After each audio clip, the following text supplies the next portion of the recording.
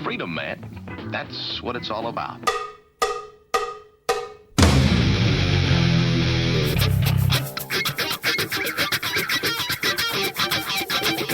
You've got to groove on freedom, like the good book says.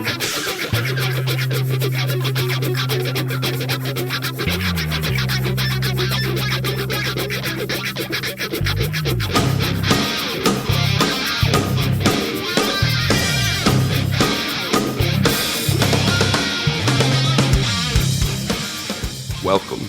You are listening to What on Earth is Happening.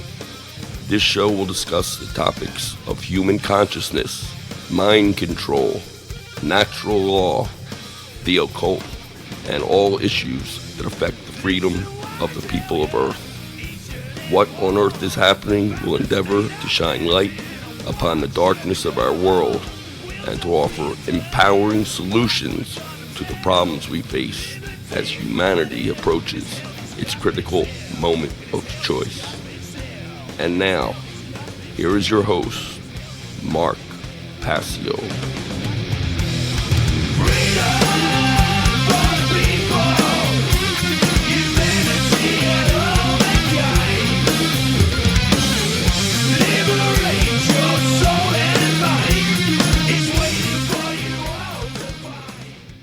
Welcome, one and all. You're listening to What on Earth is Happening. I'm your host, Mark Passio. My website, whatonearthishappening.com. Today is Saturday, February 2nd, 2013. It is midwinter. Today is Candlemas, or Imbolc. This is What on Earth is Happening, episode number 139. And the big announcement to come right in with it at the top of the podcast today is that I will no longer be broadcasting live on Oracle Broadcasting, on the Oracle Broadcasting Radio Network.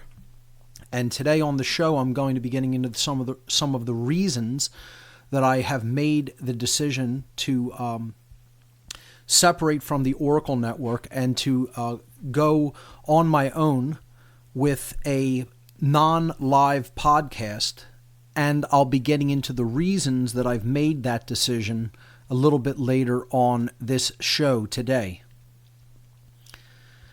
So I want to let people know a couple of things. Last week, the show was on replay on Oracle Broadcasting because I actually had a case of laryngitis. I was not actually sick. I had talked my voice out from actually trying to explain some things to some people that I had been around over the last couple of days preceding last Sunday.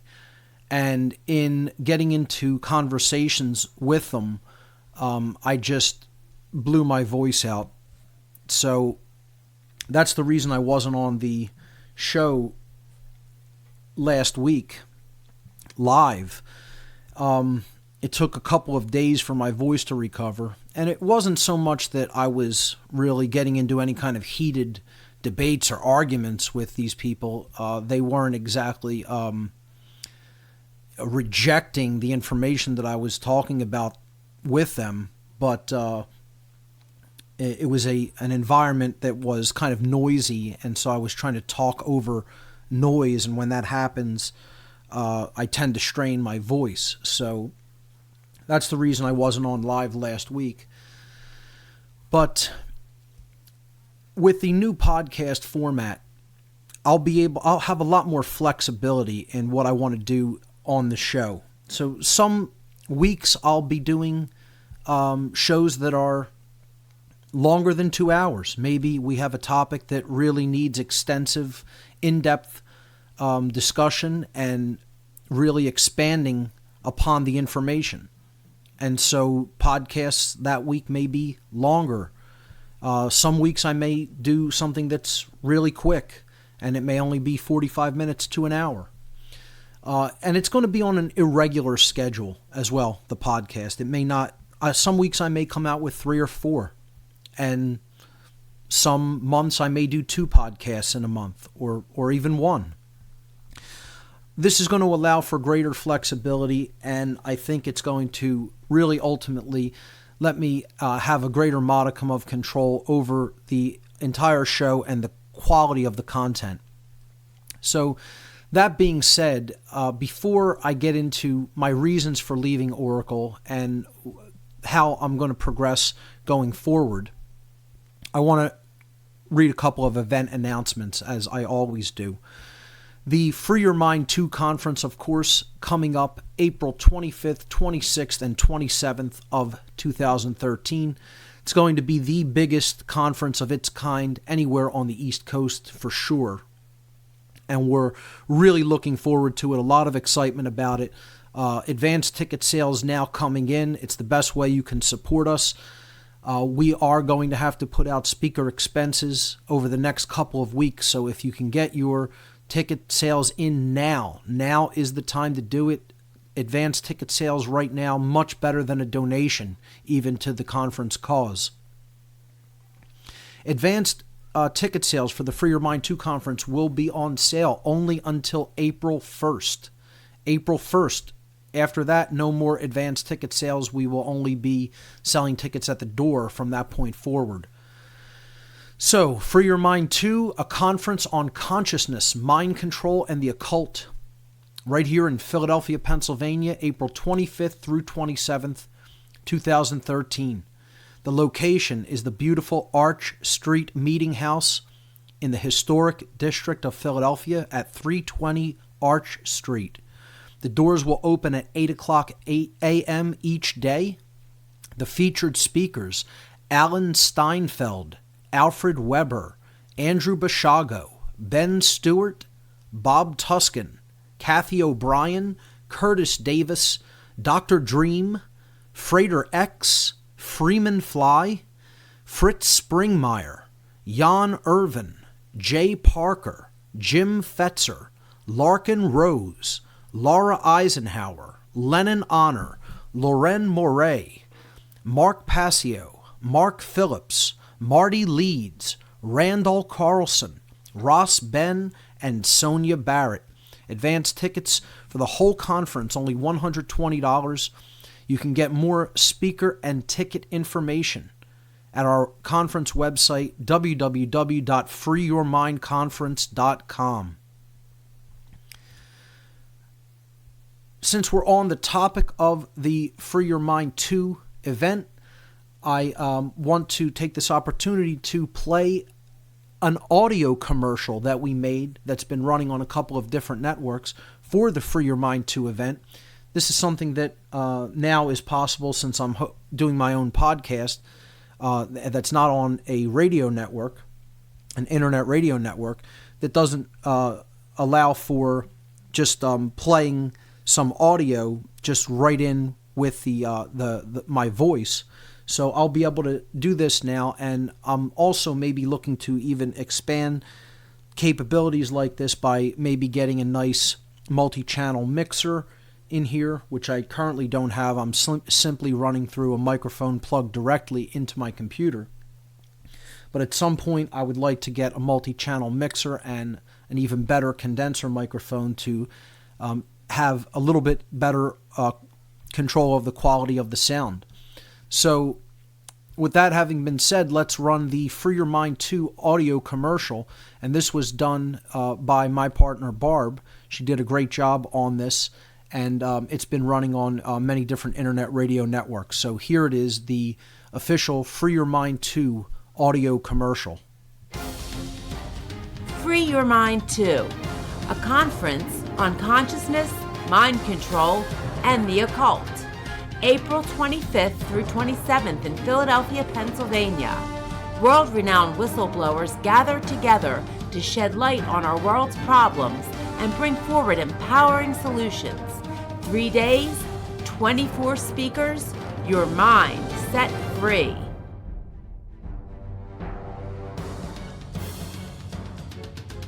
Free Your Mind 2, April 25th through 27th in Philadelphia, Pennsylvania.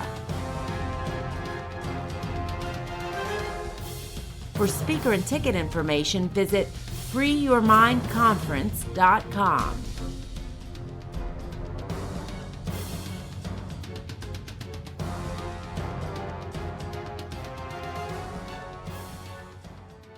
Okay, what a great job Barb did on that commercial, and very proud to have it out there running to promote the Free Your Mind 2 conference. So, also having to do with the conference, we're going to be hosting a fundraiser. This will be the third official fundraiser for the Free Your Mind 2 event. The first one was held back in September at Liberty's Pub.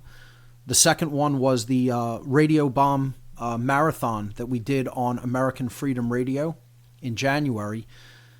This one is coming up February 20th. That's Wednesday, February 20th, 2013, at Underground Arts, 1200 Callowhill Street in Philadelphia. This is the Free Your Mind 2 Conference Fundraiser number 3.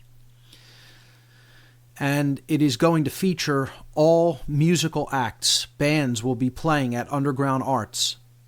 The headlining band is the Maniac Agenda. And we're going to be booking 2 other great bands that are still to be announced. I believe that we do have confirmations on those acts. I simply have to receive their names and get them onto the flyer. But I have a preliminary flyer posted to the conference website and in the news section of What on Earth is Happening. So it will be $15 to attend the event. That will go to the organizational fund to offset costs associated with speaker travel and lodging expenses. $15 at the door.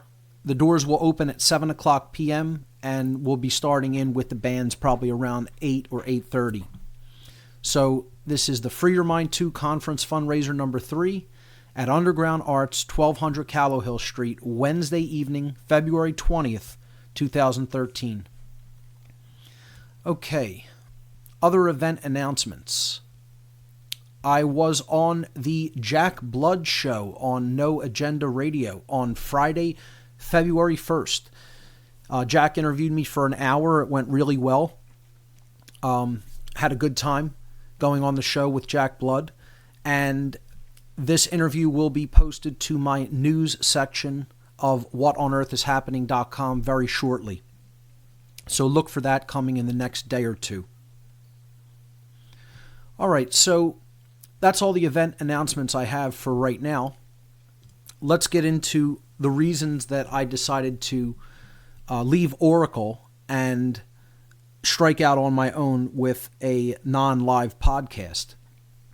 One of the first reasons is that I feel that the overall quality of the network has just been sort of deteriorating over the past many months. I think Oracle was a much better network in the past, and to be honest, when I listen to the network, and I have been doing a lot of listening to the quality of the information coming out of Oracle Broadcasting over the last several months, but really a lot over the last 2 or 3 months, it just, I just can't even really believe some of the things that I hear about what people think is actually going on, and, you know, particularly some of the conjecture regarding who is actually behind what's going on in our world. And I'm not even going to dignify, you know, some of the outright disinformation or non-comprehension on the part of some, and again, this is not a reflection on everybody at that network, but some of the hosts and some of the people putting out information over the network. Now, also, I just feel that the quality of listenership, when you look at, if you just follow people going into chat rooms and just take a look at what people are saying regarding any given show, it makes me want to stay away from radio networks altogether, because it's just what people, I mean, I just have to come out and say it. People are just so appallingly ignorant. It's just, there is so much dross and chaff out there. You know, people's minds are just, they're burnt. They really are burnt. These people are operating with burnt brains. I mean, that's the only way I can say it. I can't be nice about it.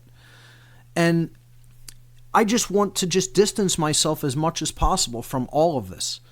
And that's about as honest as I can be about it, because the level of ignorance that people have come to, they really do deserve what they have, and they really do deserve what's coming. The problem I have with it all is that there is a smaller segment of people who don't deserve what's coming. They don't deserve to go through the kind of suffering that we're going to witness in our lifetimes, because they do understand freedom and they do understand the causal factors that are taking place. And that's the reason I continue to put out information. I'm not giving up by any stretch of the imagination. I'm transitioning to a different level of focus and to do something that is a little bit more targeted and is just out there for people who want it. And hopefully people will appreciate that. And if they do, that's great. And another thing I'm going to talk about is a little bit later in the show is people who really aren't doing that much. You know, I want to get back into taking action, which is going to be a theme for today's show. And doing it in a way that you are making some sort of an impact and not just pointing fingers at other people and being an armchair quarterback. So the shockingly, appallingly ignorant at this late stage in the game is one of the reasons I want to just separate myself from everything else, you know, and just do my own thing, not be associated even in anyone's mind through, you know, logical fallacies like guilt by association. I just want to do something that I have a little bit tighter control over, that is more focused, that will be out there just for the people who want it, because they'll have to come to my site to get it. And I'm really taking a step back from interaction. Okay? To be honest, I really want to be honest about this. And before we even get into more about that, let me just go back to Oracle for a moment and say that I want to thank Doug Owen from Oracle, who is one of the owners of the network and who has always extended a hand of hospitality and friendship toward me. And anytime I had any technical issues or problems, he was always right there, willing to help out, and always did a great job as, you know, a host of that network. So thanks to Doug, and I wish him the best in his future endeavors, and I wish him well, of course. So this has certainly nothing to do with how I was treated by the network. Again, I think the quality of the information coming out of that network has gone into a decline and could be stepped back up, to say the least. But that's not the only reason for me stepping away from Oracle. The other reason is, again, I want to do things in a more irregular fashion. Again, I may do some shows that are 6 hours long and go super in-depth on a topic, on an esoteric topic. And I may do a show that's a half an hour where I just rant for a little bit. And I want to have control over the time that I put this out, you know, when I do it. You know, I may want to say something on a Wednesday evening, and I can't do that on a network. You know, I may want to put something out right away on the website, and I have to wait until a Sunday to go on the air live, and then I only have 2 exact hours to get the message out. So, again, this is going to be a more irregular approach, of course, as a podcast will be. So, with that having been said, I think, you know, I've said enough about my reasons for leaving Oracle. And I really want to talk about the donations now that came in from people who were chipping in for keeping the show commercial free. Now, of course, a podcast is going to be commercial free, but I'm no longer with a network, and that was the intended purpose for people sending me some of those those donations. So, here's how I want to handle the ad-free chip-in, which did meet its goal for the last 3 month period. Okay, people who donated between November and January of 2013, from November 2012 to January 2013.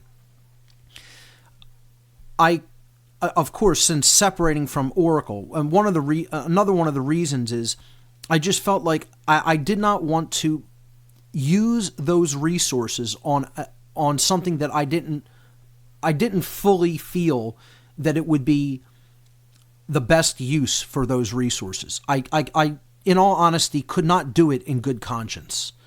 Okay, and that may sound harsh, maybe just some people, but I feel like if the quality of the network isn't where I feel it should be, and people will say, well, you're bringing the quality of the network up with your information.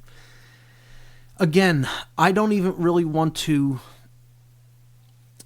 have this information associated with some of the other information that I hear going out on other networks. And which is why I'm just saying I'm speaking for myself. I'm doing this on my own. It's my own thing from here on out.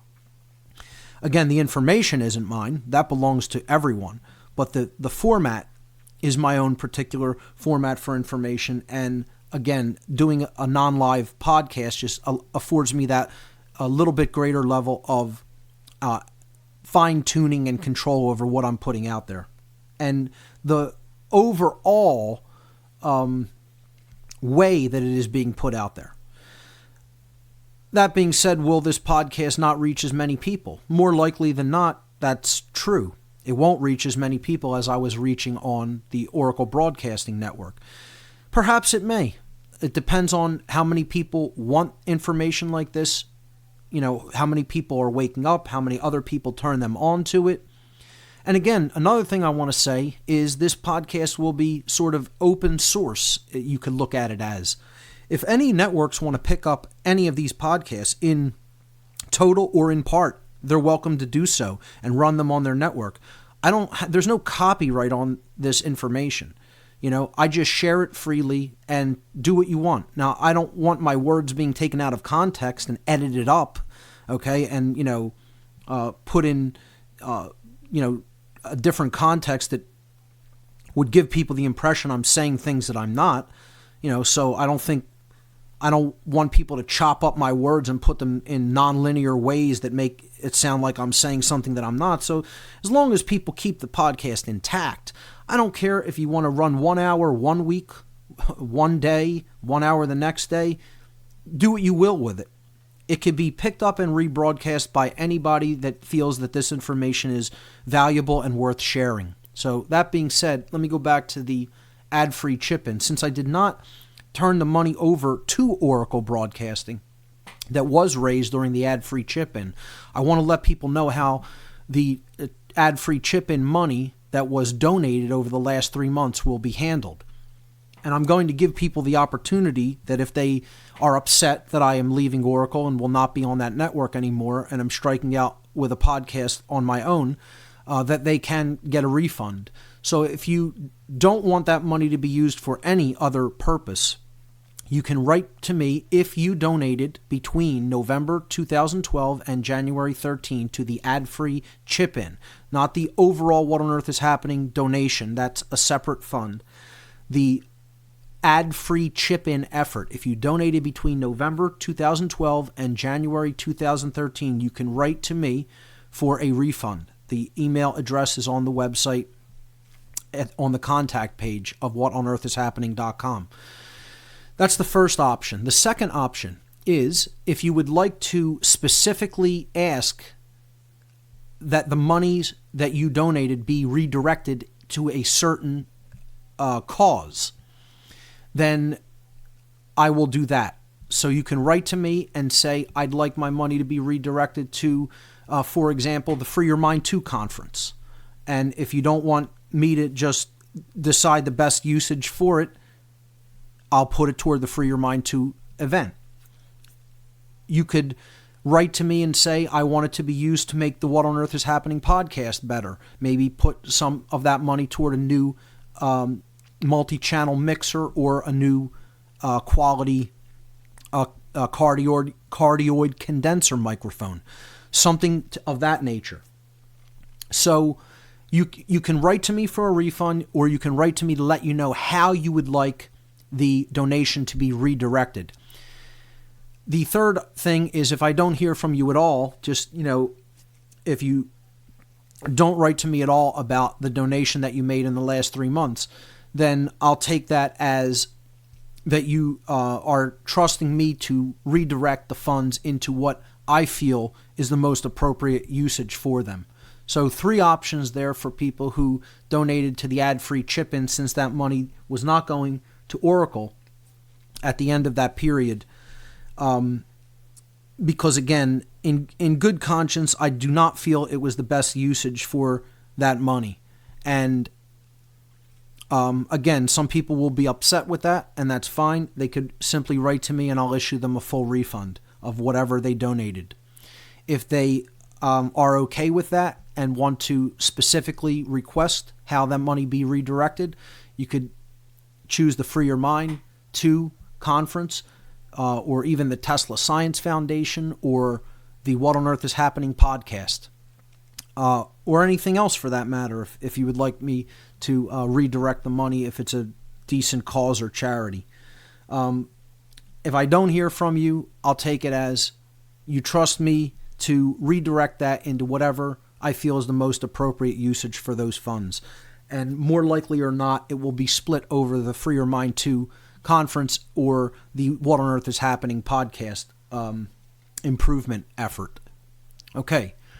So that having been said, let's look at some changes that I also made to the whatonearthishappening.com website over the last week.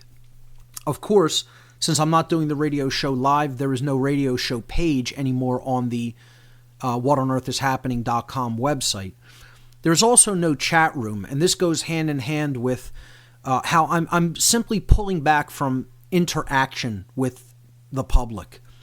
I feel that the public in general, and again, people who do understand should not take offense by this statement, who do have a real inkling of what's going on in the world. The public is so unfathomably ignorant, and the people who come, some of the people who come in the chat room are such, I mean, the only way to even say this is they're animals. They're not even human beings. They're animals. The racism is rampant in a lot of these people's mindset. They totally fall for the divide and conquer ideology, the divide and conquer manipulatory tactic, the method of control. They're totally caught up in the dialectic, and they're degenerated animals. They're not even humans as far as I'm concerned. And yet you do have some people who also come in and really understand and want to have a legitimate discussion. But in all honesty, it's just like the effort for even making a chat room like that, not that I hand-coded it myself, but to even go onto the site, sign up for an account, set up the chat room, find a plugin for my site and post it. It's not even worth it for the kind of content that goes through that forum, that medium. It's not worth it. It's just, it's a mudslinging fest usually in there, and 90% of the people who go in there have absolutely no clue what is going on the earth at all. And the things that they say, and again, people who they blame, they really, really have their head so far up their ass that they may never get it out, to be just completely honest and wicked about it. Because it's just the truth. Their owners are laughing at them so hard that I'm telling you, these people are probably responsible for the largest proportions of sales of adult diapers throughout the world than anyone else, because that's how much the real owners of the people of this world are laughing, that they're just absolutely wetting themselves. Absolutely. And just looking at what they say, and just, where they have been able to work their minds into the place that the manipulators of this world have been able to work the minds of some of the idiots of this world into, all they can do is laugh their asses off to a point where they're wetting themselves. So, I mean, that's all. I don't even have any other words to say what I think of what I have seen going on in different chats, including my own, over the last few months. And people will say, oh, you're falling into the whole thing. Oh, these are just shills. These are hired people to go in and say this stuff. What's the difference? There's still people who actually are willing to do that, who don't care about what the world is, who don't care about what's going on around them. And they'll take money to go in and try to create opposition inside a chat room of a show that's trying to explain something that's really taking place. What's the difference whether that person's paid to do it or not? Or is just a complete clown idiot that actually believes the nonsense that they spew? To me, there's no real difference between those two things. It's still the same end result. Somebody's still doing that action. So, is it disheartening? I think that it is, because it just shows you how destroyed people are. They're so mentally and spiritually destroyed and degenerated. It's just unfathomable to me that this is still where we are in the age of total information. We are in an age where information is at everyone's fingertips and they actually act like degenerated animals. It's so sad that, and they don't even understand they're the ones who are keeping the prison going. Their ignorance is actually keeping the prison going. They don't care that they're slaves. They love it. They love being slaves. They love it. They can't get enough of it. They can't get enough lies. They can't get enough disinformation. They can't get enough slavery. They love the word troll is very appropriate because it's this degenerated, loathsome, retarded creature that is just so, they're just such a golem husk, That's what their owners just call them, the dead and the golems. That's what they refer to these things as. I don't even want to call them people, they're things. Okay, and people say, man, I mean, you're so harsh. It's such, vicious criticism. Yes, it is. It's wicked, bitter criticism. It's called vitriol. Vitriol, vitriol, vitriol, as in vitriolic. And I was briefly letting people know a couple of weeks ago that vitriol is actually an anagram in the alchemical tradition. vitriol, vitriol means in the alchemical teachings, visita interiora terrae, rectificando inviens occultum lapidem. So visita, the V, interiora, I, terrae, T, terrae. The R for rectificando, this is all Latin. I, inviens. L, occultum, and O, occultum, and L, lapidem. So, visita interiore terrae rectificando inviens occultum lapidem. The translation of this out of the original Latin from the alchemical tradition is visit the interior of the earth, and through rectification you will find the hidden stone.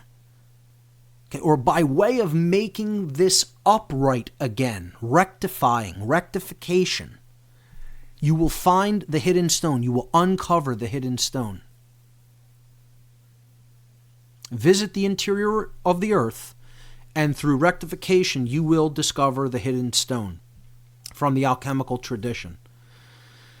And this means that you need to start looking at yourself. You need to look inwardly to understand what's really controlling things. What's really going on in the world is a direct result, is an outward manifestation of what's taking place within each individual. And the only way to really understand the causal factors of our experience in the external reality, we have to go within, and there we will find that generative force, because it is ultimately coming from us. And I did a show with Bob from Cincinnati on alchemy. I don't know if we got into vitriol. I may have gotten into this little anagrammatic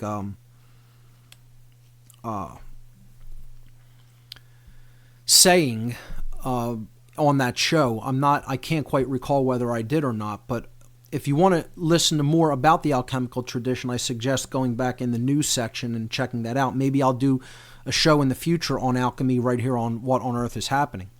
But in the English language, derived from the Latin vitriolum, is and that meant an acid, like a very strong acid, like hydrochloric acid or something like that, I believe is what that meant in Latin. But the English word that is derived from the Latin vitriolum is vitriol, and it means vicious or bitter criticism, acidic, biting speech, okay? Very acidic speech. So I use vitriol all the time. I don't apologize for my use of vitriol. Acidic speech is there to wear down the lie and show people the lie is something that should not be respected at all. And anybody who backs it up, anybody who reinforces it, this isn't, this whole New Age garbage, this New Age deception of we have to put it in sweet, pleasing tones, okay? And if you get angry about anything, it invalidates the argument. This is such nonsense. It's such nonsense. And we just really need to understand that the veracity of information has nothing to do with how it is delivered. And look, I just want to even just give a example that probably will not be received very positively by many people. And I don't care whether it is or not. See, it's your karma whether you will take information that is true and do something with it. That has nothing to do with who said it to you. Their karma is that they have said it, and that it was accurate and it was true, and they passed it along. They don't need to put it in some pleasing tone that resonates with your emotional state of mind. That resonates with how you like something to sound. Because liars are all too willing to tell you a lie and make it sound so beautiful and wonderful and put it in sweet, pleasing tones. This is what the media does. The mainstream media does all the time. They wrap everything in, such pleasant speech. We're going to talk with this nice cadence and we're going to tell you a whole bunch of lies. But we'll make it sound wonderful and attractive to you. Look, the example that I think immediately comes to mind to me is Alex Jones' appearance on Piers Morgan a few weeks back, a couple weeks ago. People got so upset. He got angry and yelled and, even mocked Piers, and he comes off as looking like an idiot. Everything Alex said on the show was accurate. He was telling people the truth about what's really happening. If you don't like the way he said it, that doesn't invalidate or negate what he said. And guess what? You should stop making excuses for anybody who does think that way. Therein lies the problem. The problem is that people will listen to a lie if it's presented so beautifully. And I wouldn't suggest falling for that, going, to do that. I wouldn't say, since that's what they are responsive to, go and do that. Be as nice and pleasing and pleasant to them as possible. Wrong. They need to be snapped out of that mindset itself to be recognized. That's mind control. It's more than mind control. It's more insidious than mind control. It's what I've called heart control. It's emotional mind control. They're playing upon how a tone makes you feel, how a person's voice makes you feel. I'm not here to make you feel good. I'm here to tell you the truth. The truth doesn't have to make you feel good to be true. I don't need to present it in sweet, pleasing tones so that you feel good. Once again, folks, this all comes down to the two kinds of people in the world that are really ultimately causing the problem. And no, it's not the dark occultists. No, it's not the globalists. No, it's not the super financial elite. Okay?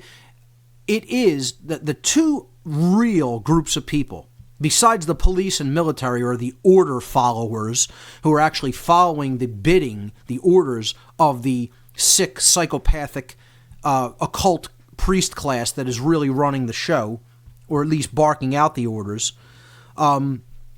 The two groups of people who are really making this situation continue are the 100% appallingly ignorant. The people who, it doesn't matter how much information is out there, they don't want to hear it, they don't want to know about it, they can't be bothered.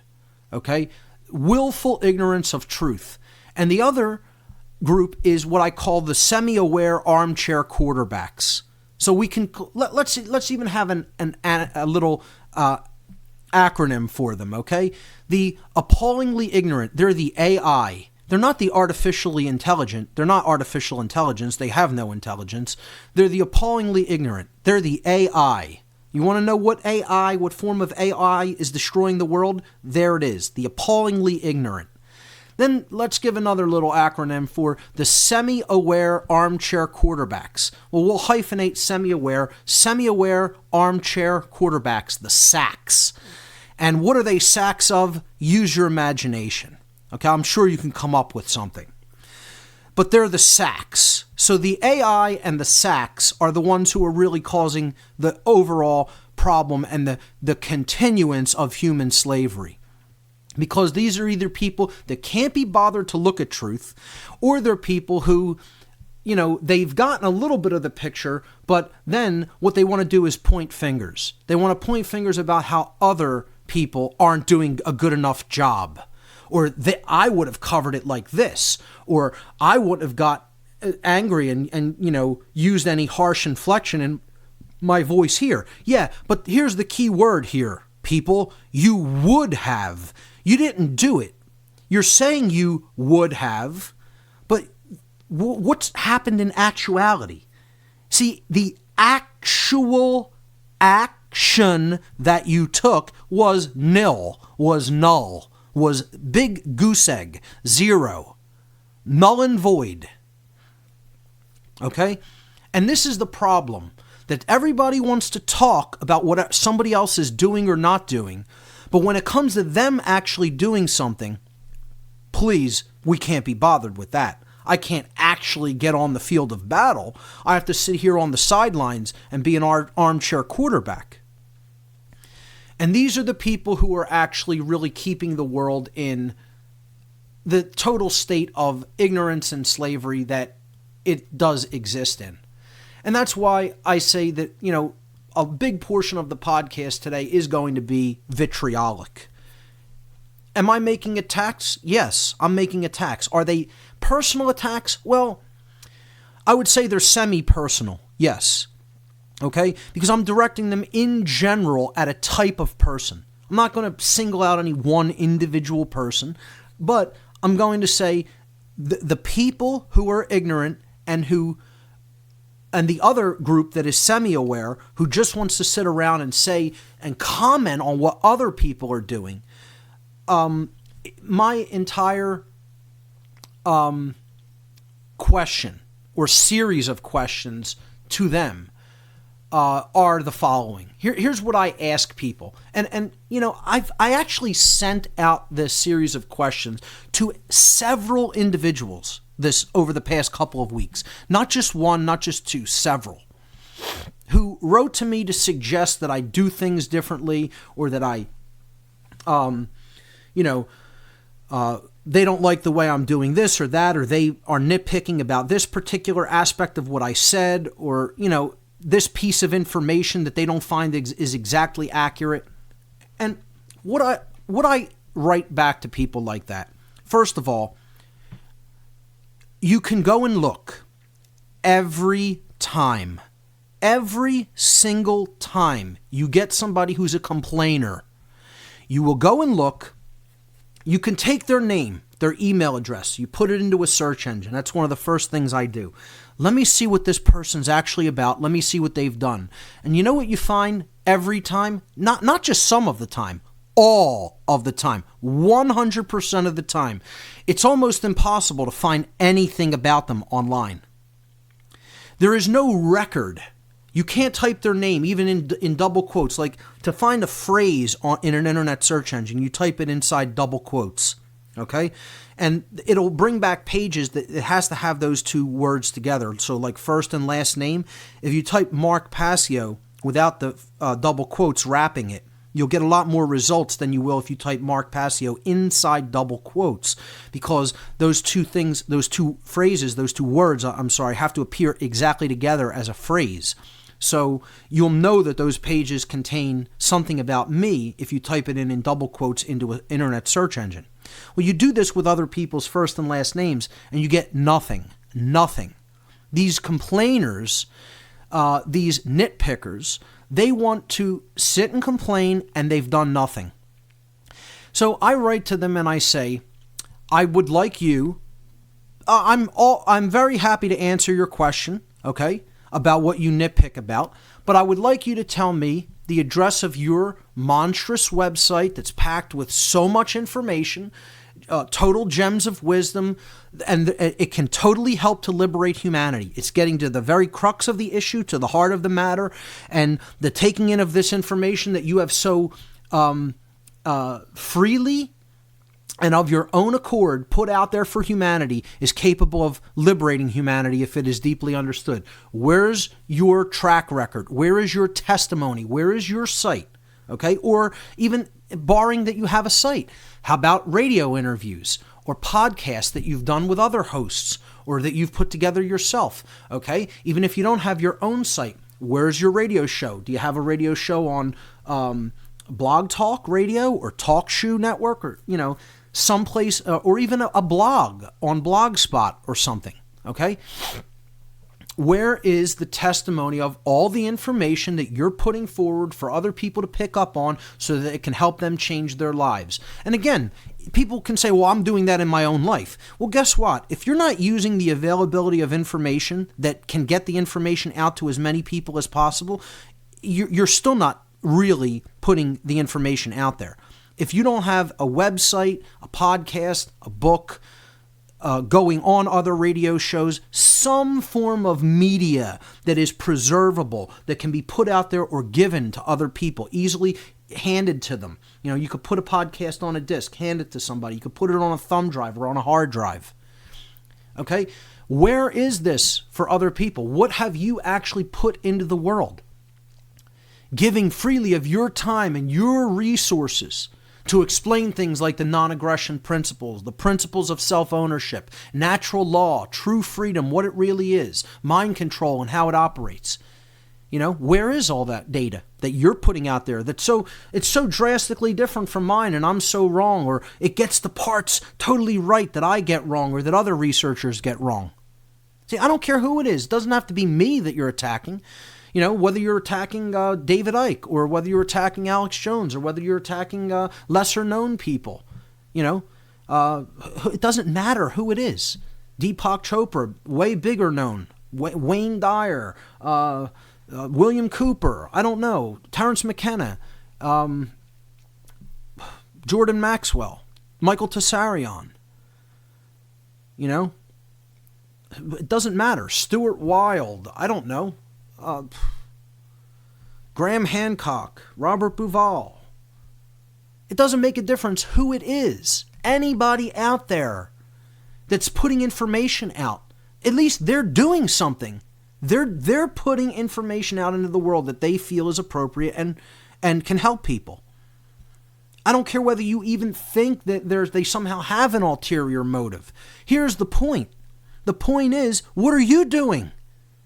What are you doing? What you're doing is you're writing to somebody to nitpick about something instead of actually doing something that is effective in helping people to understand that we're enslaved. I mean, you look at the actual situation, folks. There's slavery operating on the earth. You're in it. You're ensconced in it. It is affecting you. You are not separate from it.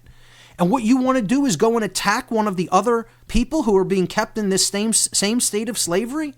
They have us all in a cage. And you want to go and attack the other prisoners instead of actually work toward real liberation. And this is why I need to separate myself and take a step back and refocus my efforts. Not redouble them, but just refocus them. I need to take a step back because I have to ask myself, what kind of an effect is what I'm doing really, truly having? If this is where people's mindset still is, what effect is anything that anybody's putting out there really having? And my answer is not a whole lot. Not a whole lot. Their minds are still wholly owned, and the owners have them where they want them. It doesn't have to be like that, but that's what they're choosing for some strange reason. Let me get back into some of the things I write to people, and it's vitriolic. It's bitter. It's nasty. I'm not telling you that I'm always a very nice person. I never made the statement I was always a very nice person. I can be crude to people. That doesn't mean I don't understand the non-aggression principle. That doesn't mean that I don't understand true freedom. Okay? It means people can still piss me off and make me think, my God, we are totally and utterly doomed if this is the quality of people that's even remotely interested in any of these things. We are doomed if that's the case. And again, I want to go later in the show, I want to reiterate why I even do any of this. Because again, for anybody who's just starting to listen or has been listening, and you think I do this because I like people, that I want to say, quote unquote, save people, please, I'm not anybody's savior, okay? I don't even like people, to be honest. I do not really like people. I want to be left alone. That's why really what the goal I want out of this all. Okay? I want people to understand the non-aggression principle and the principles of self-defense. I want them to understand what true freedom is. I want them to understand what rights are and what rights are not. And I want to be left alone. And I want them to leave other people alone if they want to be left alone. I'm not in this for a popularity contest. I don't want to be liked. I don't want new friends. I don't want any new friends. I don't want you to like me. I don't care if you like me. All I want you to do is understand the information on your own. Go through it on your own. Make of what you will of it and then go do something with it. And you don't need to take it from me. It's not because it is me. Okay? You can go take it from somebody else. I don't care how you acquire it. Understand what's real. Stop believing in fantasy like authority and government.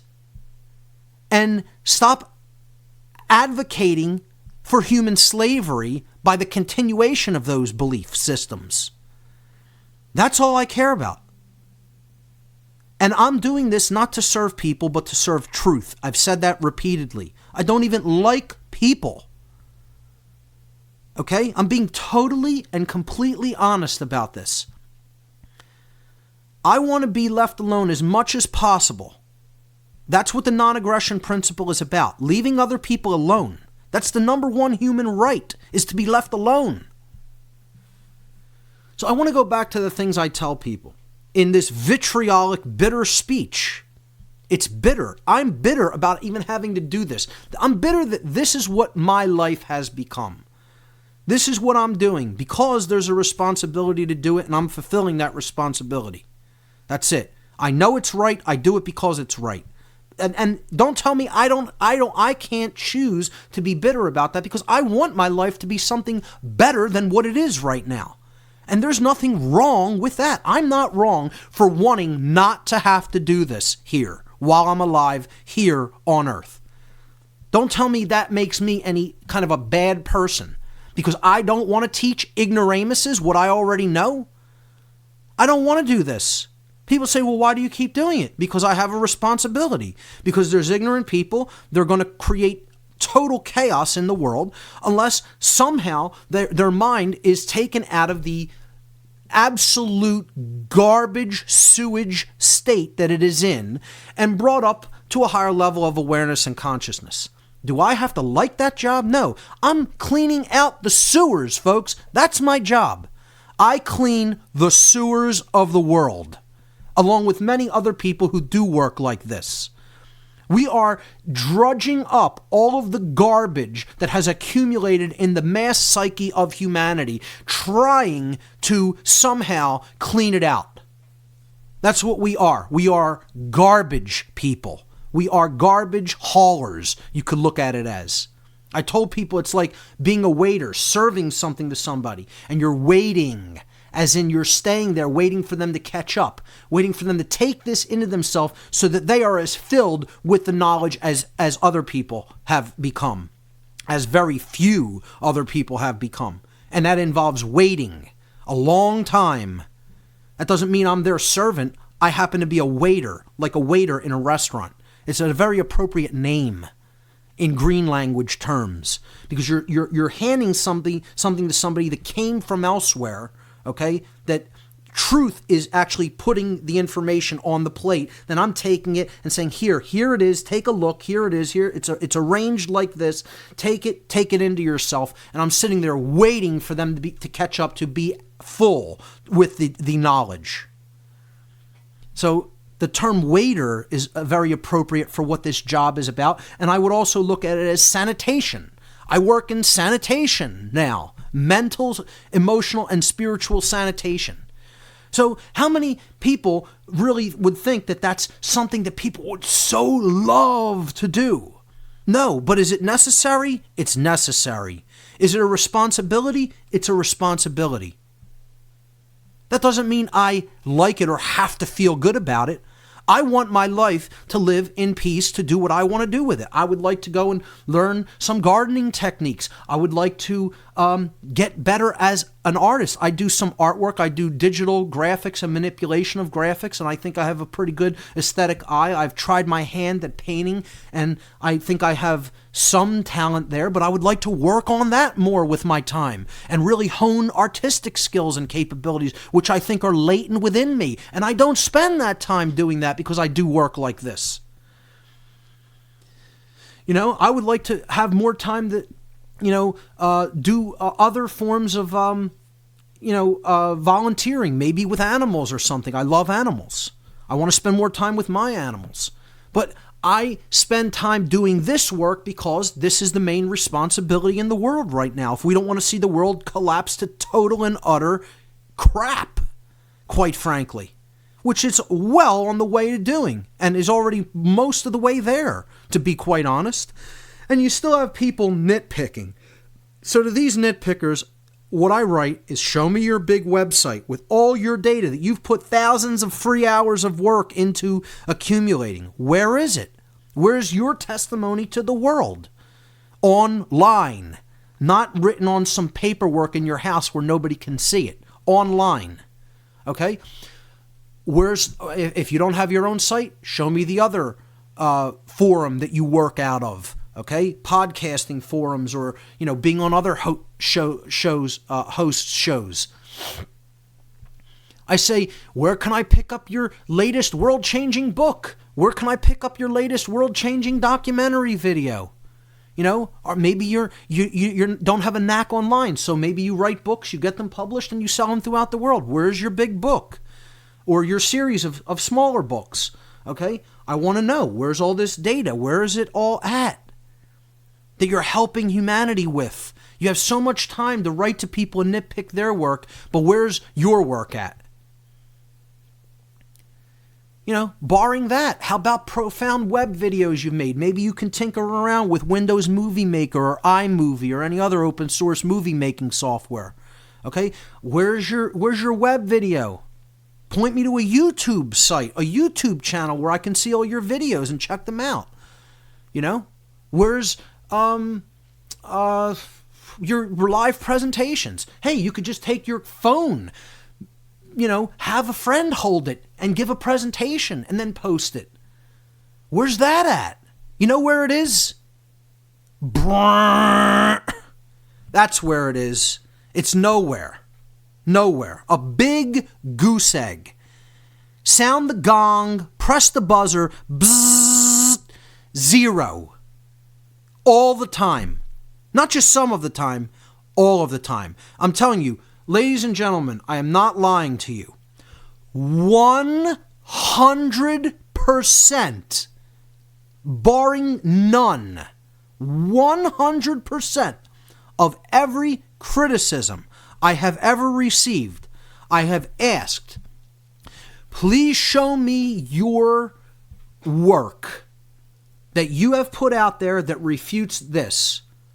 And not one person ever writes back with so much as a link, as a URL in the email to say, this is my work, I have put this out, here it is, check it out. I would at least have respect. Even if you wanted to totally crush some aspect of my work, and I would go and look at it, and if it panned out, I would even say I was wrong. But you never even hear that from anybody. You never hear one word of response when you ask them, where is your work? Nothing. Silence comes back, ladies and gentlemen, silence. And again, this is another part of why I'm going to vent on this show. I'm going to express vitriolic speech, and I'm going to take a step back and reevaluate things. And I'm going to refocus my efforts in a different way. Okay? So that's what this first podcast is really ultimately all about. I want to reiterate why I do what I do. It's going to continue in a different form. And ultimately why I feel like I need to take a step back. Because I'm burning myself out. Trying to cast pearls before swine in many cases. And it's not to say I'm going to stop and withhold information. Because information isn't mine to withhold. It belongs to all of humanity. It belongs to the universe. Okay? The truth is no one's property. And I want to play a little video that deals with that concept a little bit later. Play the audio from a video. It's a great video that goes along with some of the topics that I've been talking about. It was brought to my attention from Bob from Cincinnati, who I want to thank for sending me the link. The video was called The Implication of Occulted Knowledge Upon Humanity, which I thought was even a great title for a video. And perfectly encapsulates in a very brief way what's really going on this planet in a nutshell. So I'm going to play that a little bit later, and it's about how, the truth doesn't belong to anyone. No one has a monopoly on it. I'm not going to withhold anything or just stop doing what I'm doing, but I am going to do it in a slightly different fashion from this point forward. And for the people who truly want it, they'll get it. They'll go out and take it. And again, I'm cutting back on interaction with people.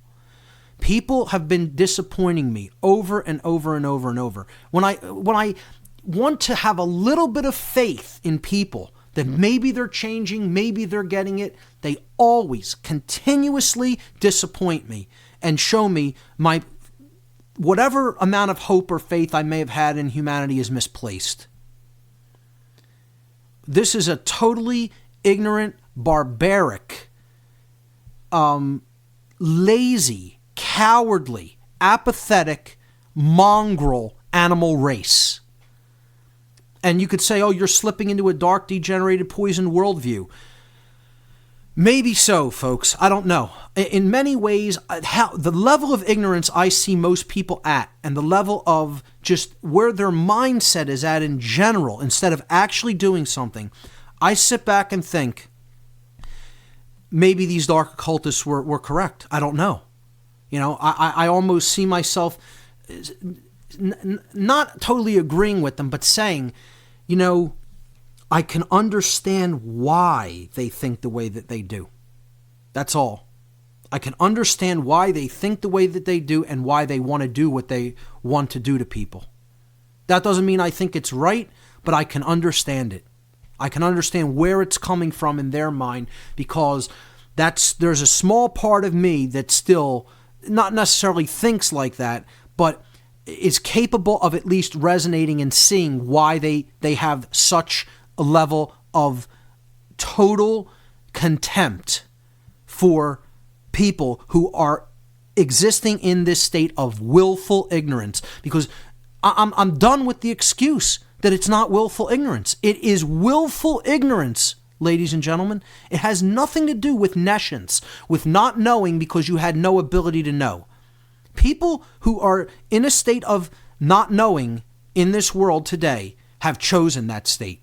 They are willfully choosing to ignore information that is all around them, capable of liberating their mind, capable of helping humanity out of the prison that it is currently trapped in. So please do not try to convince me that this is not willful ignorance of the truth, because it absolutely is.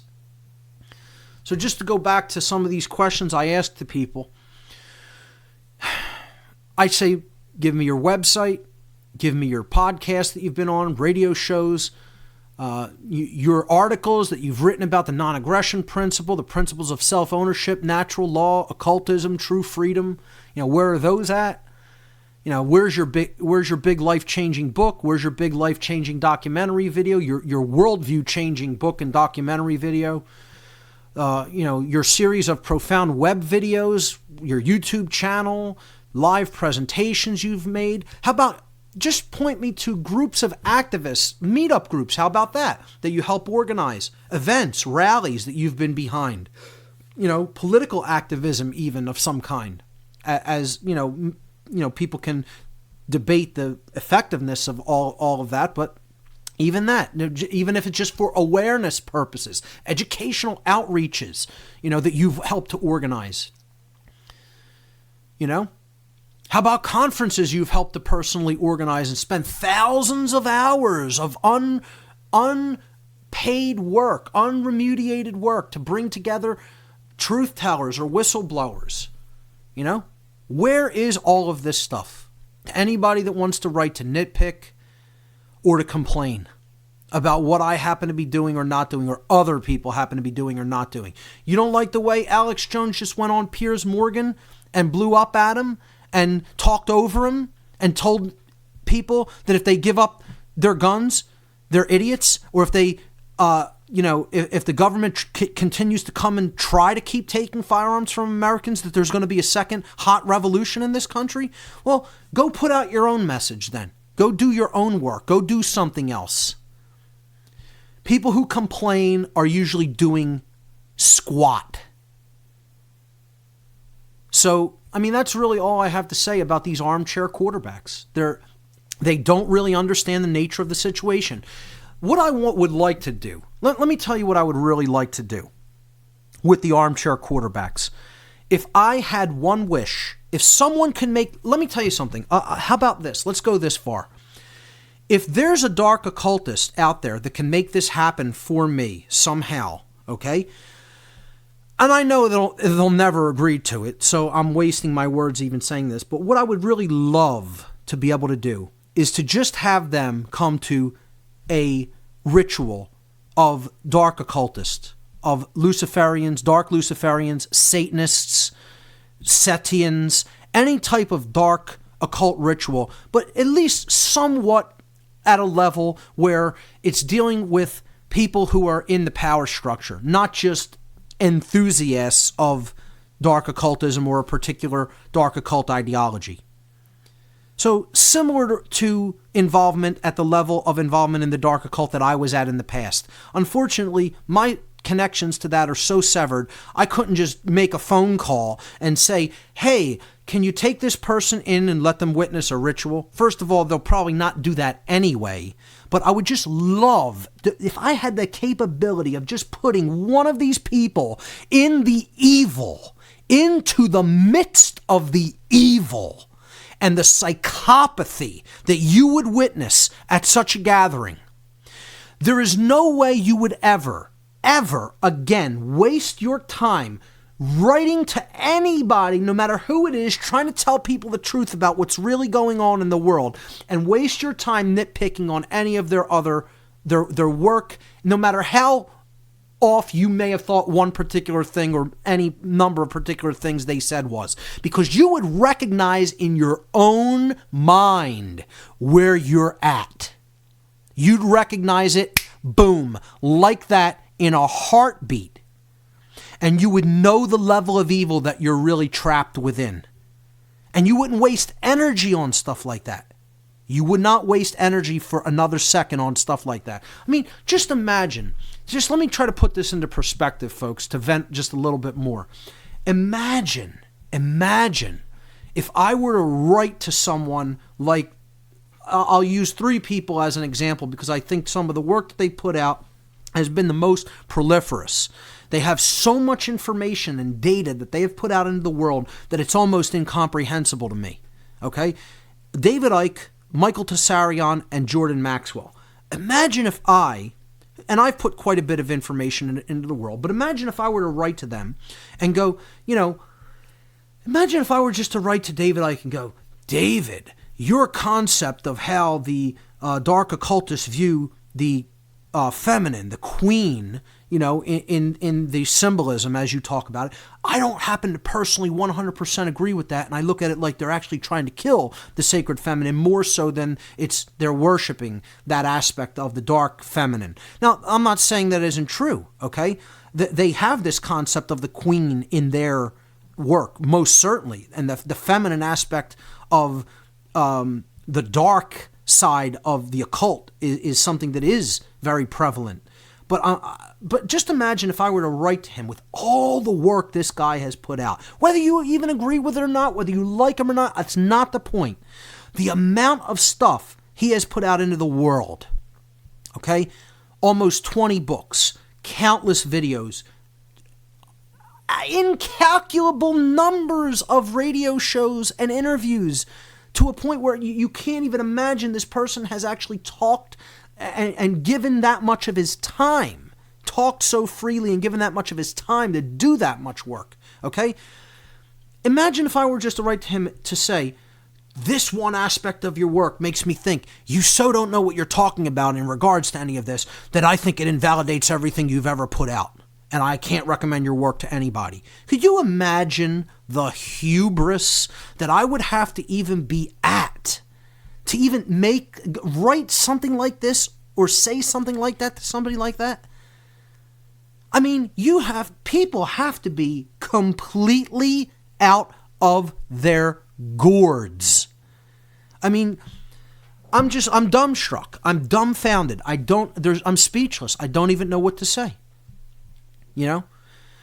People will nitpick on the tiniest of things about an aspect of the monetary system. They'll nitpick on a word etymology. They'll nitpick on the interpretation of a symbol.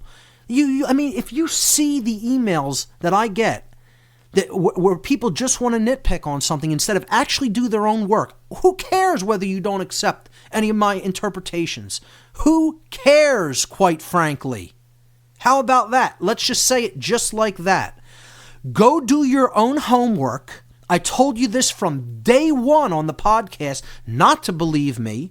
Take what you will and leave the rest. Go do your own homework, come to your own conclusions, and then act upon it.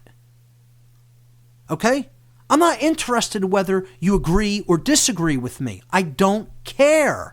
All I care about is if you understand the non-aggression principle and you're willing to leave other people alone who want to be left alone. And you don't advocate for the slavery of other people through things called authority and government that are not real, have never been real, and are never going to be real. It's a claim on somebody else's body. It's a claim on somebody else's property. It's a claim on somebody else's labor. That's all these things ever have been. And that equates to slavery. They've only ever been slavery. And if you're advocating them, you're advocating human slavery. Whether you understand that or not, it's true. That's what I care about, whether people understand. Get the heart of it. first. You want to nitpick on the details, you're wasting your time and everybody else's. The core message is the important aspect of this. Understand that and teach it to other people. That's the best usage of your time. People say, well, other people write to me and they thank me for everything. And they say what a wonderful, great job I'm doing. And I don't even look at emails like that as so wonderful and great. They don't make me feel that great. I mean, I'm glad people appreciate what I'm doing, but you want to know the emails that make me feel good? Somebody sends me a link with what they're doing. That's an email I feel good about getting. Okay? And I'll go and look at stuff like that. Because you're actually taking some action. You're actually doing something. There's more people in the world, since you got involved in doing what you're doing, putting this information out into the world. So I feel good about those. I don't feel as good about when people say, Mark, you're doing such a great job. Thank you so much for this information, as I do when people say to me, I took an example from what you did and I did this. Or, even if they say, I don't agree with what you did here and I did this instead, I'd feel better about that. Because at least they're doing something instead of doing nothing. The armchair quarterbacking is going to do nothing to change our situation, folks. Get involved. Get on the field. Choose a side and get on the field of battle. Because this is a war. And if you don't understand that, you don't understand what's going on. You're in the middle of a spiritual war. And if you're doing nothing to put information out into the world to change other people's mindset and worldview, you are not helping. You're actually helping the other side. You're helping the dark side. If you say you want true freedom and you say you don't want tyranny, if you're not getting involved in actually putting something out there and doing something on the battlefield, then you're actually helping the other side as far as I'm concerned. Because that's what they want, inaction. And I'm telling you, the people who are really running this show right now, the people who are the owners, who are the slave masters, these dark occultists are laughing themselves into a stupor. They are laughing so hard that they have people in the mindset that all they'll do is attack each other. Divide and conquer. And people could say, well, you're doing the same thing right now. No, I'm not, ladies and gentlemen. I am pointing it out to explain to people how stupid it is. And I'm not going to spend more time on this topic. Okay, future shows are going to be dealing with more information and information-dense material. So this is the podcast where I'm trying to explain to people this is what we need to get out of doing. I'm explaining these are the people who are doing this. These armchair quarterbacks and people who think everybody's a shill because they said one thing they don't agree with. Oh, he said he didn't talk about this aspect of this, and so he must be a shill and trying to hold that back. Well, it doesn't occur to somebody, maybe he didn't want to focus on that aspect, or maybe he doesn't even know about that aspect. No, that doesn't occur. You're automatically an agent of the state. You're automatically a shill or a disinfo agent. This is nonsense. Total nonsense thinking. And I'm telling you, the real owners are they're pissing their pants. They are the belly laughs that I have personally heard come out of the mouth of occultists. I want to find somebody to draw for me a scene that I witnessed at a ritual that I attended. If there is any artist out there that could paint, etch, sketch, draw, do a cartoon, I don't care, whatever. If there's any good visual artist that can depict a picture of a ritual that I attended, because I want somebody to try to put on paper the demented, psychopathic, evil laugh. And maybe I'll even try to find some sound recording of of a laugh that can even approximate the laugh of this occultist that I once heard, who was laughing at a cop who was actually guarding the house while the ritual was being conducted. He was actually laughing and calling this cop our pets. Our pets. While he was gorging himself on food and smoking a cigar. In this dark gray suit with this ugly tie, and just, he looked like, you know, the father from Harry Potter? You know, the Harry Potter's foster father, not his real father. You know, the Dudleys, I think their name is. The father Dudley, I can't remember what his name is, but that's what this guy looked like, or at least reminded me of. And again, this was way before the Harry Potter stuff ever came out. In retrospect, thinking about his face, that is who he looked like. I would just love to have this drawn. I could describe the scene, I could describe what the inside of the place looked like, and I could describe how he was laughing at this person, where they were standing in relationship. And just maybe I could even, you know, go find a sound file to play the belly laugh that I heard. I don't even want to try to approximate the belly laugh because, one, I will probably butcher it and not get it right. I'm going to go on sound pages and just try to find a deep laugh that approximates how this psychopath was laughing at this cop.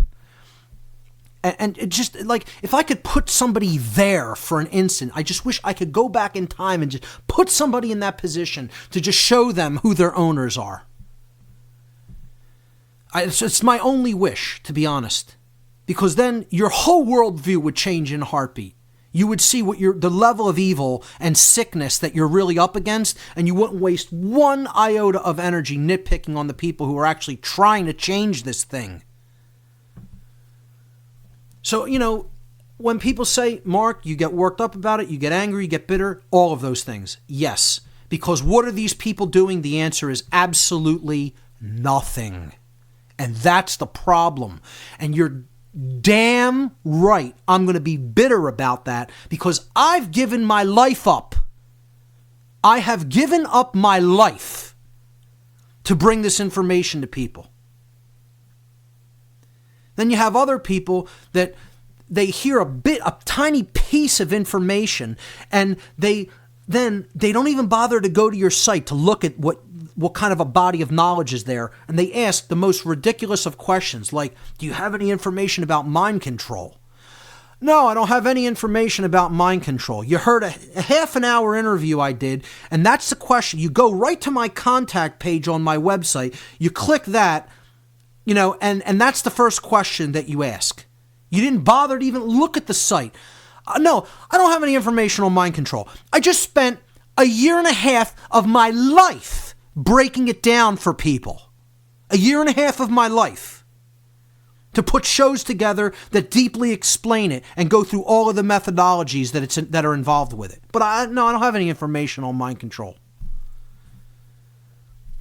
This is who we're dealing with, people. These are the people who people will say their heart's in the right place. They want to do the right thing. They want to learn. This is who's on our team. This is who we have on our team. You know what this is? This show is and always has been a comedy hour. It's a comedy show for the dark occult. Laughing, saying, look at what he's doing for nothing. Pissing themselves, laughing. People think we're going to be free. You think we're going to be free? It's a big goddamn joke. People who think that. They're a big goddamn joke. And that's all I have to say, you know, on this topic. What I want to go through, and again, that's not the reason I even do this. I don't even do this because I think humanity's magically going to be free. I do this because I'm speaking the truth, and I serve truth. That's the force I serve. I do not serve human beings. I don't even like human beings. Okay? I think human beings are devolved golems. The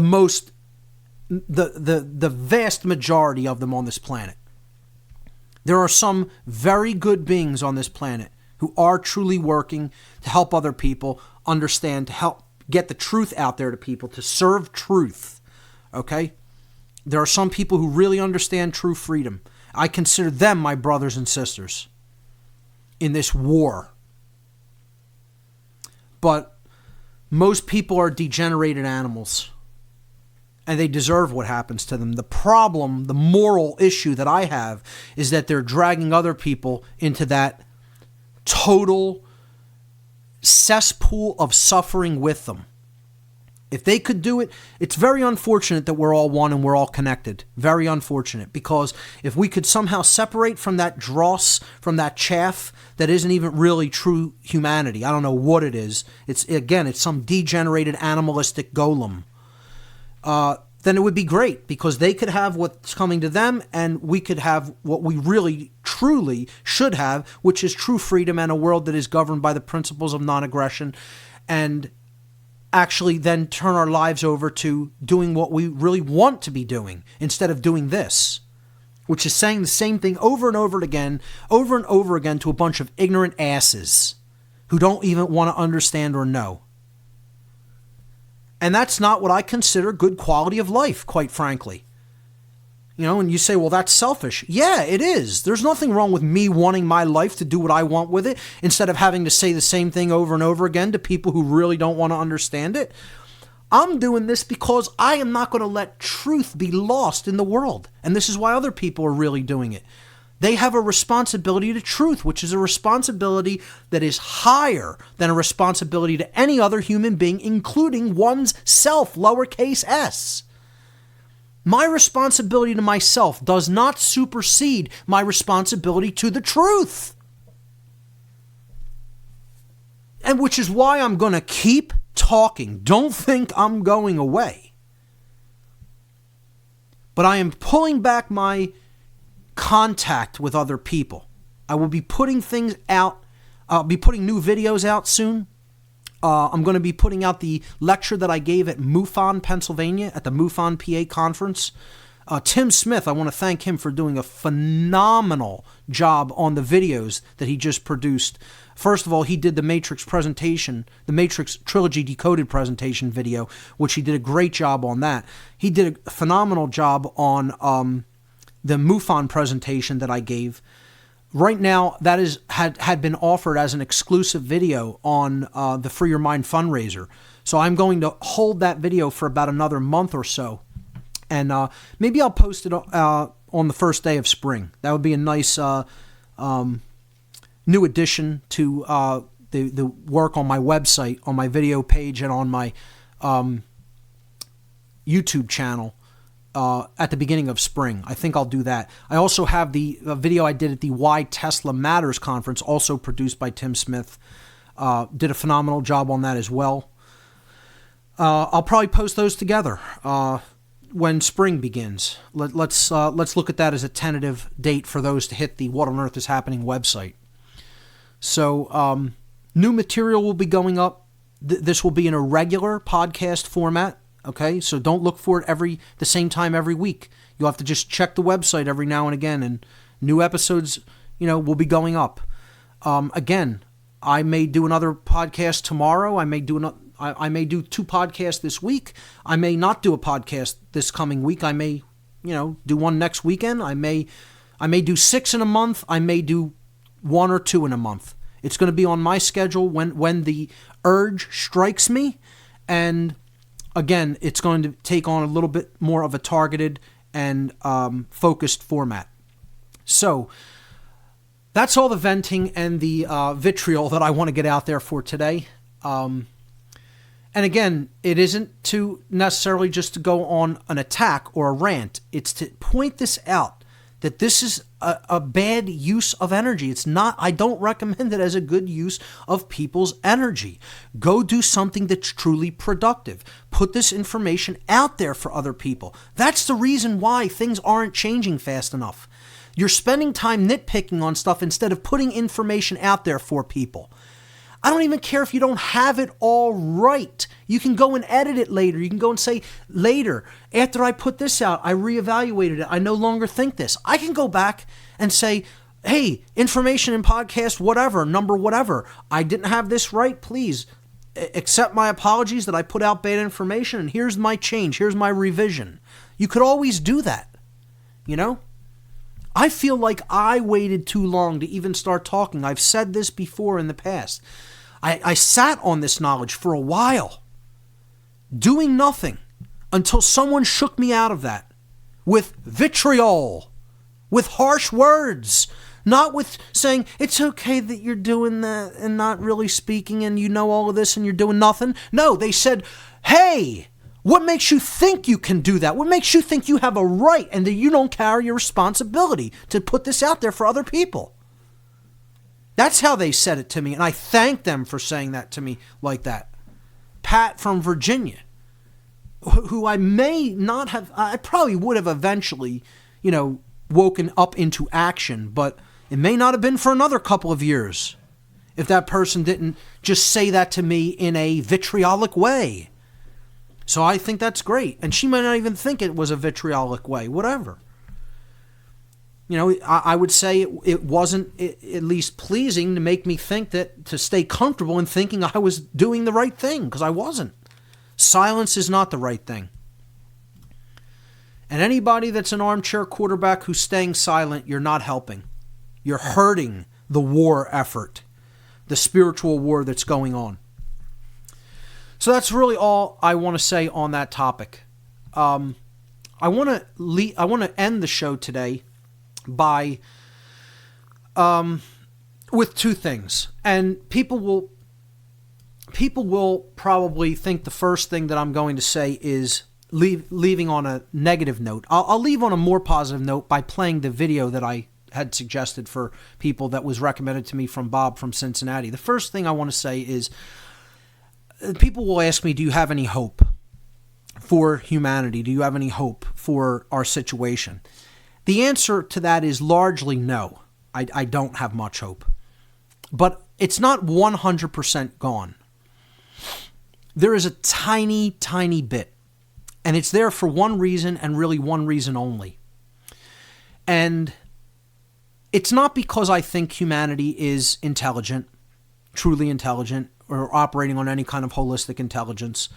It's not because I think that they care, because they have developed a lot of care and desire to know. It's not because I think that they're have so much courage and they're getting ready to stand up for their rights. It's not because I think that they know what rights really are. It's not because I think that they want to do the right thing. I don't have hope for any of those reasons. I don't have hope because people are, have such a strong developed will and they're so ready to get involved and do something and make things happen. I have hope for none of those reasons. As a matter of fact, those things, I recognize that humanity is apathetic, they're ignorant, they're lazy, they're cowardly, and in a very, very huge proportion, there are more people who are non-activated, who are not intelligent, who are apathetic, who are not actually taking any real action that could help for the better than are. The proportion is staggering. Okay, I would say if 1/10 of 1% of people are aware and active, I would say that would be an encouraging sign. I don't think we're anywhere even close to that, who really understand and are really doing something about it, who understand the true causal factors and then are actually trying to help other people to understand those true causal factors that are rooted in natural law. I would say it's far less than 1/10 of 1% of the whole human population. Far less than that. Maybe 0.05%. Maybe. I'm being exceedingly generous, I think. So, with that having been said, then people will say, well, why do you have any hope at all? And the graphics that I'm going to post with the podcast, I'm only going to post 4 of them today. I will also post a related video, and I'll post the related audio file of the Free Your Mind commercial, the audio commercial. If anyone wants to pick that up and run it on any network or show, absolutely feel free to do so. It will be posted with this podcast. The video will be posted as well that I'm going to play to take us out today. And the 4 images, the first 2 were related to the Free Your Mind Conference. The Free Your Mind Conference poster was image number 1. The conference fundraiser poster was image number 2. At least it's a preliminary poster. We're going to add the other band's logos to it and put out a finalized version in the next couple days. The third image is explaining the alchemical acronym of vitriol. And the fourth image is the reason that I have any hope at all. It's a chart that shows the gun ownership rate in the world. Worldwide gun ownership per 100 people. Average firearm ownership per 100 people. And if you look at the chart, America stands alone. And to me, it's one of the most beautiful visions and hopeful visions that I've seen in years. And let me tell you something, folks. The only reason that the world is already not a 100% locked down totalitarian society, similar to or worse than Nazi Germany, Hitler's Germany, Mao's China, Stalin's Russia, or any other wicked totalitarian regime that has ever existed in the world. The only reason that the world has not gotten to that place yet is because America has not yet been declawed and defanged by becoming disarmed. And as long as I draw breath, I'm going to continue to fight to preserve and actually enhance the level of firearms ownership that exists in the United States. And people will say, how could you consider yourself a spiritual teacher when you're teaching people that firearms are good? Because I understand not only the non-aggression principle, I understand the second pillar that goes hand in hand in the synthesis of principles. The sacred feminine encapsulates the non-aggression principles of do not do harm to others, do not infringe upon their inherent natural rights. But the second pillar of principles is the self-defense principle, which means if someone is making incursions upon your natural rights, your life, your liberty, your property, you do possess inherently the natural right to use defensive force to protect your life, liberty, and property against those incursions. And no government, no matter how much they want to claim they have a monopoly on the use of force, they do not. And do not ever possess the right to take that inherent right to self-defense away. We've talked about this ad infinitum on previous shows, and it will continue to be a theme that I re-emphasize on future shows. But this is the only reason I have any hope for America, ladies and gentlemen. And let me tell you something. I would rather those guns be in the hands of ignorant people than not be in the hands of people at all. That's how much I believe in the ownership of firearms. Because once you take away someone's defensive capability, you own them. You own them. You could do what you want with them. And that's why the government is making these intrusions. As soon as a government even starts trying to take away the citizens' protection against encroachment of tyranny, as soon as they try to take away that capability or start making inroads on taking away that capability in any way, in any form, those are the conditions that are ripe for tyranny. And you can guarantee they're getting ready to go hot with that tyranny. And this is what's happening in the United States today. And we have people nitpicking on researchers, on different researchers. Still talking about, is the Federal Reserve private, or how much of our tax money gets paid to them, or word etymologies or meanings of symbols, when they're trying to take the firearms from the citizenry of America. This is happening now because they're trying to declaw and defang the last line of defense against tyranny. And people will say, oh, well, we could never fight back against this government anyway, even if they did go hot with tyranny. You don't think so? I beg to differ. And I'm telling you, the American military and whatever other paramilitary police forces they have in third world countries can't deal with that resistance. You don't think that angry American resistors can get the job done and put down a tyrannical regime quickly? Well, I would suggest that you're a little too brainwashed by the mass media and what, the power that you think this government really does have. I don't care what kind of advanced weaponry they have. Good luck that's going to do against 80 million gun owners. Good luck with that. Wouldn't want to be on that side. Won't want to be on that side of that war. Not saying that this might not, if it goes hot, if the tyranny goes hot and then a revolution has to go hot to suppress the tyranny, I'm not telling you there aren't going to be enormous casualties on both sides. But I'm telling you, I wouldn't want to be on the side of the people who try it here. I wouldn't want to be on the side of the people who would dare to try it here. So the two words I have for them is Molan Labe. Try it. Try to come and get them. And I'll just wrap it up on that. That's the image that brings me hope. I look at that image every day because it's the only thing anymore that puts a smile on my face. And I hope people understand what I'm saying when I say that. So let's end with this great video that was brought to my attention by Bob from Cincinnati of Occult Empire. Thanks for sending me the link to this, Bob. This is a video that really talks about some of the things that I went over today on the show, and it gets into the implications of occulted knowledge, something I've been talking about since day one on What on Earth is Happening, and we'll continue to talk about on many future shows on the What on Earth is Happening podcast. So I'll take us out with this video, and it's very well done.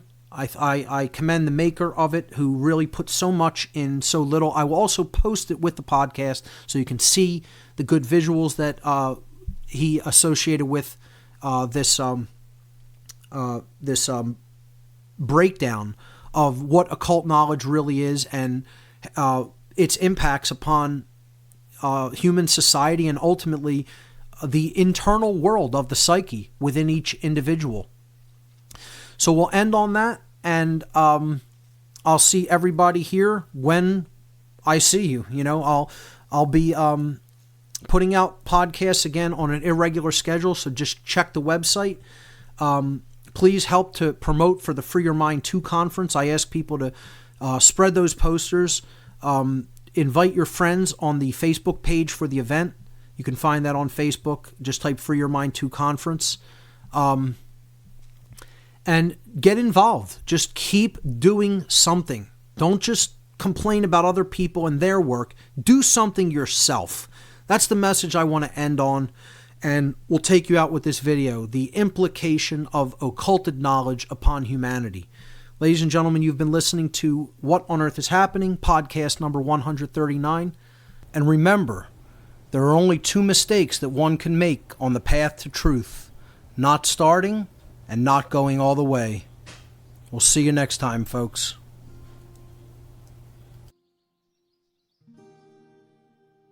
Peace and blessings. The following is a short video presentation for the Sacred Breath Archives on the current collective psychology of humankind, and in particular, the implications of secret societies and those who hide, that is, those who occult knowledge from their fellow humans.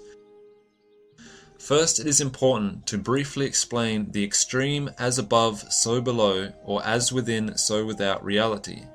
Many understand the psychological and spiritual challenges we face within us as individuals will reflect themselves into so-called real external events and phenomena. Likewise, the psychological and spiritual challenges we face as a collective people will also manifest in events and phenomena that follow similar archetypal patterns, only on a much grander scale. One such way this happens, that many may be familiar with, is through the divination arts such as astrology. Contrary to popular belief of the masses, astrology is not the study of how heavenly bodies affect the individual.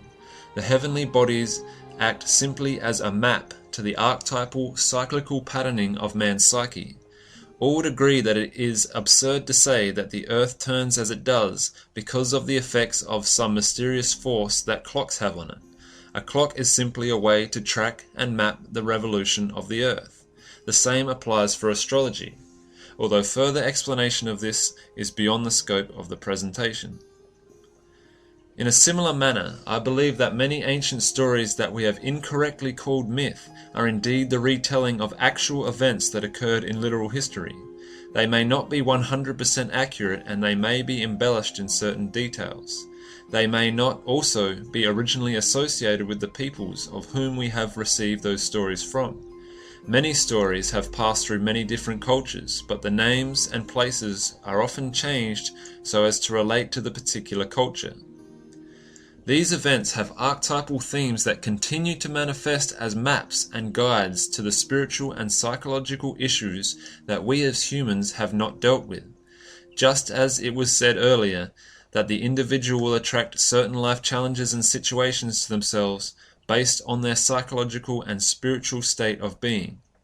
In particular, it would appear that humanity's current state of apathetic, detached, zombie-like psychopathy is in large part because of peoples, both past and present, who have held knowledge from the general masses of humanity. This includes those who did and do so with malicious intent, and those who have mistakenly done so with good intent. There are those both past and present who have felt that knowledge of the spiritual and psychological inner workings of both man and the universe should be kept secret and only disclosed to a certain few who are deemed worthy.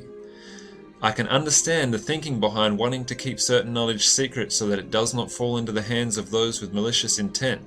However, the following problems arise even when intent is sincere. Firstly, no one has the right to own truth. There is no monopoly on the truth, and every man has a right to it. Therefore, to purposely withhold the truth is against the laws of nature or God. Secondly, having another human or group of humans judging who and who isn't worthy of certain information is to go against the hierarchical nature of the universe, where each man must be deemed righteous by his own conscience, that is, his own link to the divine mind. It is not for another to judge who is and isn't worthy of truth, as nature itself has accounted for this in its laws. Nature herself judges who is and isn't worthy of truth through means of initiation and rites of passage in the form of moral challenges for both the individual and the collective. We can notice how man has attempted to replicate this through such things as the lodge system of Freemasonry and other secret societies. We are already members, though, of the Grand Lodge of Life, so to speak, and law and truth herself will guide us to her if we pay attention. In the Kemetic or ancient Egyptian spiritual system, they gave the image of the weighing of the heart with the feather of truth. Those whose heart was not in balance with truth were devoured by Amit, a creature that was part crocodile, part lion, and part hippopotamus, the three largest man-eating animals known to the Kemetic people. Those who are not worthy of truth in accordance with their thoughts, emotions, and actions are devoured by their own shadow. Lastly, on a global scale, by keeping truth hidden, man as a collective is like an individual who has intellectual knowledge of the truth but refuses to live accordingly. They lock that truth somewhere in the shadows of their being. They continue to live a life of greed, materialism, and selflessness because they refuse to look within at the self. This leads to a contradiction of being and a house divided amongst itself, which, as we know, cannot stand. And so we get both an individual and a people rife with mental illness and in many cases psychopathy. If, however, the truth is disclosed to all people, if all have free access to information about the occult knowledge of man and the universe, then they would, without hindrance, be able to address the self, recognize rites of passage in their life, and see life as one great initiation into the mysteries of the universe. They would be guided to truth by truth herself, and would quickly recognize the ways in which they are failing through an understanding of the laws that govern moral behavior. It is therefore the moral obligation of those who come to truth, however small that portion of truth they have come to is, to speak and live that truth. You have no obligation to convince others of anything. There is no point banging your head against a brick wall. But humbly present people with what you know. Live so that there is no contradiction in your being, and let the truth do the rest.